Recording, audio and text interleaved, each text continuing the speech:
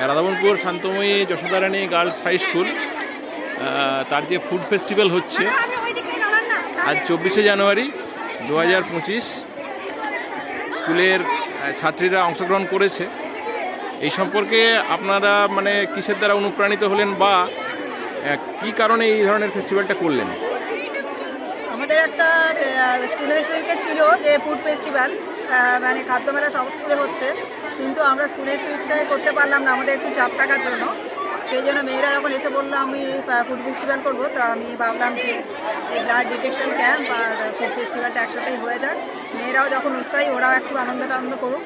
আর এটা আমাদের তো 60 বছর পূর্তির অনুষ্ঠান চলছে, সেই হিসাবেও ওদের একটা ভালো একটা লাগবে এবং অন্যরকম স্বাদও হবে সারাদিন লেখাপড়ার সাথে।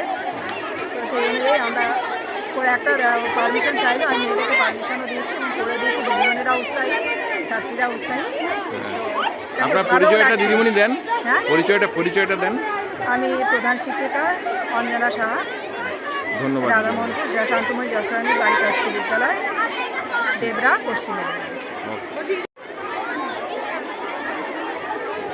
রাধামোহনপুর গার্লস স্কুলের ফুড ফেস্টিভ্যাল আজ 24শে জানুয়ারি 2025 তাদের স্কুল ক্যাম্পাসে স্কুলের ছাত্রীরা আয়োজন করেছে।